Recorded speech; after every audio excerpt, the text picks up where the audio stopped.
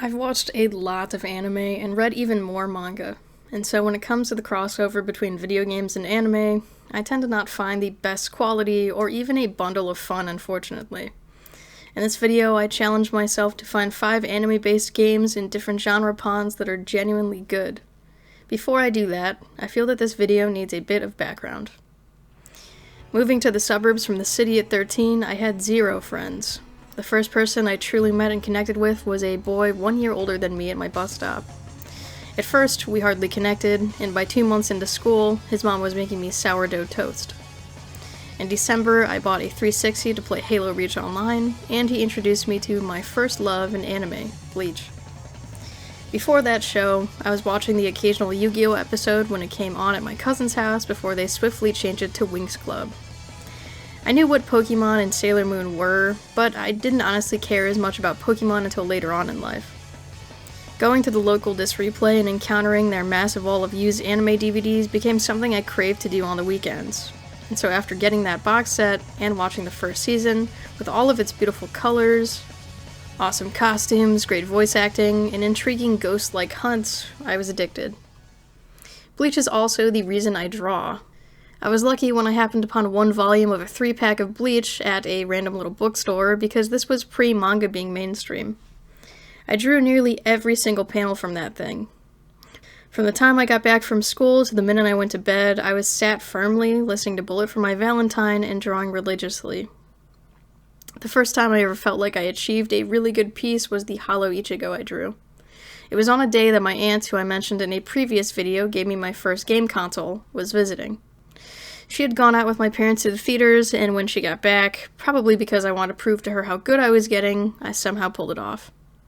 I have a degree in painting now, as well as a humble career as an artist. With all this being said, a Bleach video game is not included in this video, although there are 1 or 2 I quite like. Plus, I just found out that there's a new one coming out in March. The first game on the list is one that no one was expecting. Death Note Killer Within appears to be a rather blatant copycat of Among Us, but in reality, it has a rather complicated gameplay loop. It dropped on Steam as well as the PS4 and 5 in November of 2024, published by Bandai Namco, which in itself can be a mixed bag given they put out major misses like Jump Force.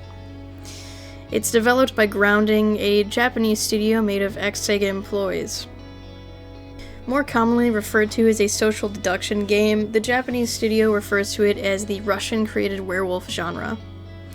In an interview with Ungeek, the reason the producer said the team proceeded with this style of gameplay is to mimic the mind game mentality between L and Kira.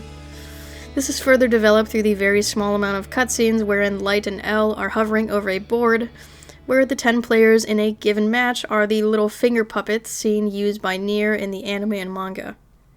We'll talk more about the overall style later, but for now, the rules need to be explained.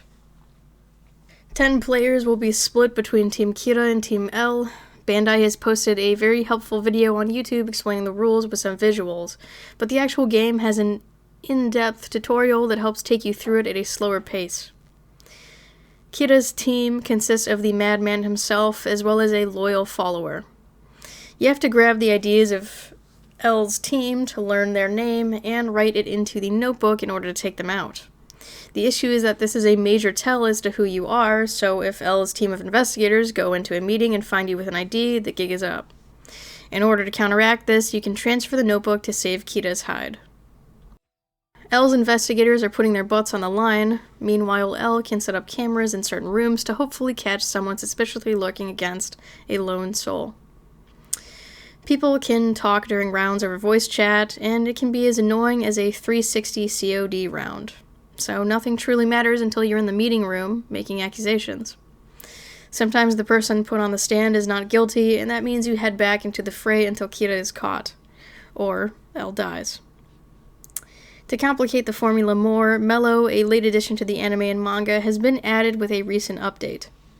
Being a wild child, he has 1 bullet to use per round, and following his ideals sit on the lower corner of the screen will have you shooting someone you find suspicious.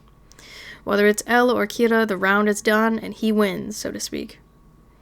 With all of that out the way, I want to talk about how Bandai Namco just sort of dropped this on us with very little advertising. I had no clue this was happening until I saw a review drop the day of, and I freaking GameStops just to see what games are releasing fairly often. It's also odd to me that the game heavily pushes DLC sales, yet the price of the game at $9.99 is a little heavy to then expect $4.99 avatars. If the game were free, I'd have less issue spending more money to play as Misa Misa. This brings me to talk about the overall style. It's clearly a game teetering on AA, but I wouldn't say it goes above and beyond in any way. It's been about 18 years since the anime hit the US, and while Japan got 3 DS visual novel type games, with none being officially translated to English, we just haven't had a great run with the series in video game form. Those games, in all their pixelated glory, look far better to me than this one, both in and out of cutscenes. I've never been a huge fan of the figure look, and so the avatars you have to pay for appeal to me, and likely many other people, so of course it makes you want to spend the money. Fortnitification of Death Note. I also think that the cutscenes are overly glossy, reminding me of this short-lived Light and Ryuk appearance in Jump Force more than anything. It's just not to my taste when Takeshi Obata is one of the most detailed and brilliant artists in manga even today. A lot of this comes from bias, of course, seeing as I tricked my 8th grade teacher into letting me read and review all 13 volumes of Death Note for homework. It's also a show that means a lot since I fondly recall watching episodes of it spliced up on YouTube on my sticky, icky iPod Touch while laying on my mom's bed. It was probably the first anime I ever marathoned over a weekend, and I recently got a friend of the channel, Amanda, to watch it as well. Guess who's in love with the cake eater himself? With all that aside, it's still a game that's very interesting and can honestly become very heart-pounding online. Even if you only play it for a week or so, I can almost guarantee you'll be itching to play it every day of that week. While on the subject of Bandai Namco, Captain Tsubasa Rise of New Champions shows just what happens when they offer a fairly high budget and trust into a team.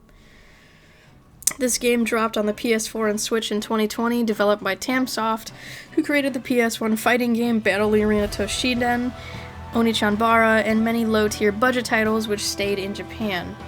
This is a company that always works with a small amount of money, and what they did with Tsubasa graphically and quality-wise is nothing to scoff at. The character designs are very polished during visual novel cutscenes, and look even better on the field, especially when they do special moves. All the models still have that somewhat cheap, shiny effect. This game is so brightly lit that it doesn't distract from anything. The crowds in the background are usually copy and paste filler, but with the angle of the playing field turning nearly 2D, they are there just enough to, again, not distract, but enhance the fullness of the stadium, made better by their wave-like choir of voices. The audio is Japanese only, which is fine with me, and the cast delivers really great performances that truly excite you when you finally get the ball on the goal. Captain Tsubasa is a 1981 manga that has been followed up with various long-running anime, OVAs, and video games. All of the games have looked rather gorgeous and made many interesting inclusions to spice up typical soccer gameplay. With that being said, I am not a sports girly, especially not soccer, and while this isn't a game I think I'd spend 20 hours on, it is very intense and can suck you into RPG-like numbers when building a team, playing online, and learning all of the visual and mechanical quirks to trick your opponent to win. The game is absolutely loaded with content, with 3 story modes that range from 10 hours or so each, where cutscenes can go on for nearly an hour before gameplay begins. That's a bit much, though it is a fully realized narrative, with minor dialogue choices and multiple endings. The first story mode follows the captain in an original storyline where old characters make grand returns. To catch you up, the game lightly explains who they are, but there's a menu out of the story mode where you can watch cutscenes and read up on each character as you meet them. In between long visual novel sections, the game lightly teaches you what's up, but again, on the main menu you can do a very thorough tutorial path, which is crucial in my opinion. As you play, you'll pass the ball to your teammates, juke the opposing team, and hopefully whittle down their spirits so you can actually score goals. The animation is key, because if someone is coming up to you and leaves a flame path, trying to kick the ball from you, you have to dribble with the R2 and skip around them. If they try to kick, and you try to kick, they'll get the ball because you trip. It can actually be fairly tricky, so I find passing it when someone is coming up on me works a lot better. There's also a meter that rises constantly as you play and responds better as you actively juke and pass, which then allows you a super animation either by yourself or with a teammate. So you're nearly guaranteed to score at that point.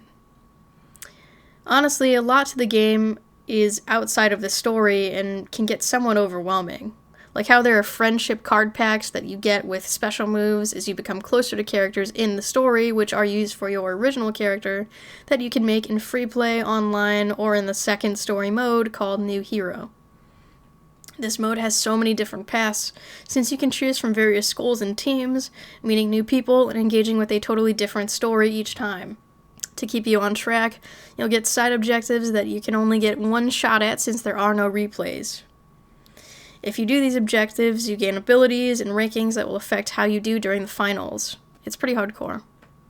The teams you build can be taken into online tournaments, which I did not play, so I have no comment on netcode or any of that, but I will say that no matter what the game mode you're playing, you are actively unlocking outfits, haircuts, abilities, all of it. There are even consumable items you can get which help build up your defense, boost super special moves, yada yada yada. So yes, this is a game full of content with a third story mode being dropped in 2022. I have not seen anything come up since, except for a minor update here or there, but without all that online stuff, the game has plenty to do. It's also very cheap, 20 complete on the Switch, 12 on the PS4. If you're into arcade sports titles, give this one a try. Stepping away from the complicated mechanics for a bit, I want to bring it to my comfort zone of rhythm games with the PSP title Evangelion Third Impact. This will probably surprise you, but Grasshopper Manufacturer, aka Suda51 Studio, developed this game in what will be the final game on the list. Suda51 has a very distinct, surreal style, known for games like No More Heroes, Killer 7, Shadows of the Damned, and so many underrated titles I hope to cover in the future. He's never been afraid to pick up some licensed work, mostly due to the cash flow so he can keep working on his own properties, but he always makes the title feel unique. He really reminds me of a Japanese David Lynch. It's awesome, to say the least. Eva Third Impact only hit Japanese shelves, so it will be harder to follow along with the story and plots, but with it being based on the first two Evangelion Rebuild films, you shouldn't have too hard of a time if you've seen them. There was a time where I needed Evangelion in my life, and while Rebuild isn't exactly what drew me in, it's still a serviceable story, and I understand why they'd use the more modern rendition of the characters. Can you tell I'm biting my tongue? To improve accessibility, my advice would be to keep Google's translation app open with the voice-to-text option. There's a fabulous collector edition as well, with the translation of third being 3ND, so if you can't find it, that's why. But on eBay it tends to be around $100, which is steep. So let's get into the actual gameplay. The game opens with the first angel, Sakiel, flailing around in a big ring, leaving PlayStation face buttons on a rotating path that you have to then press in the proper order. Obviously, the intro is simple and to the point, and you get ranked for how well you do. Which then unlocks more beautifully paced songs that sometimes look like this, and sometimes get played softly in the background as the characters have existential monologues, where you fit your heartbeat path into the weird little slit. It's definitely odd. I find the most fitting scenes are when they splice in real fights from the movies, but let's be honest. The only reason to try this one out is to experience the fantastic music Shiro Sagasu composes. And unlike the limitations in the soundtrack on the N64 Eva game, the PSP fires on all cylinders, with a fairly good speaker system to boot. If you want the highest quality of sound and you're not emulating it on a PC, I always suggest getting the component cables to get the handheld onto the TV. It looks good, and there isn't a delay. I could probably make a 2-hour video on Evangelion and its many games, but today is not the day, so I think we must pivot into a deeper cut. With Revolutionary Girl Utena, someday my revolution will come.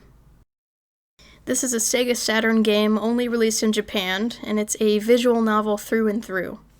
I know the genre is a bit of a hit or miss for many, but sometimes I absolutely crave them. The Saturn has a plethora of fan-translated anime VNs. This specific game is available on certain reproduction sites in disc form, something I get a kick out of, so it saves me the download on my PC. Utena is a series that means a lot to those who are in the know, specifically appealing to people struggling with self-identity and the connection to other people you believe are trustworthy, until they're not. It's a beautiful show, one that I find deeper as I age and come back. The overall 90s anime character design was perfected by Chiho Saito, and the visual compromises the anime makes to dodge budgetary issues makes it that much more gorgeous and impressive. The narrative is known to be complicated, often told in riddles, with an ending very up in the air for interpretation. So this game does the same thing, giving you a female original character to name and use for a short stint at the Academy of Otori as a student, only lightly explaining most elements of the show's context. Instead, the game focuses on the characters, like fanfiction would, because why would you really play this if you are not into the source material?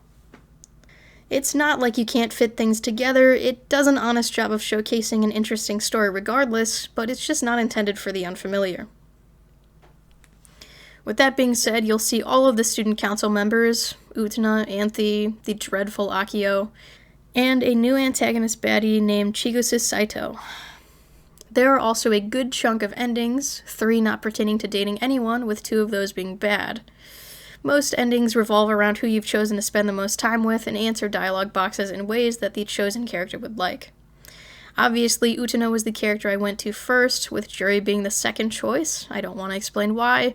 Their personal issues just hit close to home, so I had to seek them out. This game was released only a year after the show and a year before the film, which very much gives End of Evangelion. It does an astounding job capturing the feeling of the anime with one-to-one screen grabs, but also the music, voice actors, and art make a comeback. The writing style is also very genuine. The only downside is that what's actually shown, like the duels in particular, is limited to minor animation and replaced with subpar 2-second sound effects. In the show, the fights were a huge takeaway, but at the end of the day, it's a game that'll last you 1.5 to 2 hours per character romance, adding up to a pretty long runtime with very little reused assets. That would have been a lot for the Saturn to take, in theory, even with the expansion RAM cart. I also have to say, I know most people just emulate stuff like this, but if you get a backup repro for the console, you only need an action replay card to get it going. This is a necessity for any Saturn enthusiast since you can also play Japanese discs this way. I love the console honestly, and the amount of groundbreaking VNs on it is really astounding. Luckily, most of them are ported to the better-selling PS1, but even then, we've only gotten a handful of those, or the copy we got was neutered. The last game on the list was a major surprise, and I am so pleased that I finally found it in the wild. Samurai Champloo Sidetracked is another Grasshopper-developed license game based on the 2004 anime. Just this past month, I finally made time to watch the show, and it's been a lovely surprise. It's been on my list since I watched pretty much everything Shinichiro Watanabe directed, given how much I love Bebop, and so far, the show is my second favorite project of his. The show has a distinct type of humor and a slick style that's aged beautifully, and I can give the game similar credit. This is one of those licensed games that takes the source material and translates it so well that it really does feel like it could be just another episode of the anime. The opening is shot for shot to the anime, but the one thing that'll throw you off is the oddly realistic 3D models. They look decent enough, but the in-game models definitely blend in better with their surroundings. You have the option to choose your starting character, and I highly suggest you swipe right on Jean, but still go Mugen. The story is entirely original, but it throws little callbacks all the time in with the dialogue and with optional beetle fights and eating competitions. On the main menu, there's a mode you can totally pass up, but it's actually a simplified tutorial that explains the twist this game throws into its hack-and-slash combat. Basically, you unlock or buy music tracks that you can equip and switch between at will. The song allows you to move with different combos, where some are easier than others. This is not only interesting, but with a constantly changing battle song, you don't get tired of the music, which is not something I can say about many of games in this genre. The other thing to pay attention to is the dancing icon on the bottom left. When he gets all hyped and wiggly, you'll notice that one of the buttons on the combo branch will have a red box around it. By hitting that, you go into a fierce and swift mode that allows you to attack much faster. Sometimes, if enemies have stars over their heads and you hit the pop-up on the screen, you can rack up crazy combos in the style of Kill Bill. There's actually a reason for this. One of the main animators on the show did the anime cutscene in the first Kill Bill film. The anime has a very interesting editing style, where certain scenes get scratched like a record and abruptly jump to a different moment in time. To give this effect in the game, they've split up certain integral plot beats, which encourages you to play as both Mugen and Jean to see every aspect of the story. While Jean sees some cutscenes the same, his story has totally different characters involved, with some voice actors being a total bonus to goofs like me who grew up playing Atlas games and watching anime from this time period religiously. Speaking of the cast, everyone is here but Steve Blum, who is sorely missed, but Liam O'Brien does a very honorable job mimicking his distinct style. In Jean's route, you get more complicated combos to test with a higher level of difficulty as well. The first 2 hours of Mugen's route had me thinking this would be an easy yet enjoyable game that was composed of long, boring hallways. But after stage 4, bosses get more strategic, maps get larger, and there are more hidden boost items to find. It actually had me getting angry at times just because I wasn't giving it the patience I needed to truly time my hits properly. You also have a fairly small window of health, though they do give you food along the way that's hidden in crates. My advice would be to get defense items before crossing the bridge to the next map. There are weapons to buy since you carry 2, because the swords can actually weaken throughout the stage. You start each stage with a really well-directed cutscene and then drop into a little hub world. All around, I was really invested in the story, I enjoyed the gameplay, and I loved the look so much. The first downside for me was the camera. It snaps into place and feels very low instead of over the shoulder. You have no control there, which can make it hard if there are more than one enemy coming at you. There's also no lock-on, so if you're trying to focus on one enemy in the crowd, you're better off hopping over them all and trying to trick them into coming at you one by one. There was one moment that nearly made me lose my mind, and it was in an area where you have to randomly hop up a bunch of walls. It gives you just one prompt to jump, but that's not enough. When it says to jump, and you're flatly staring at the wall, you jump once, then at the peak, you have to hit jump again. Otherwise, the character will not grab on, and you'll get stuck there for 10 minutes, right in the face.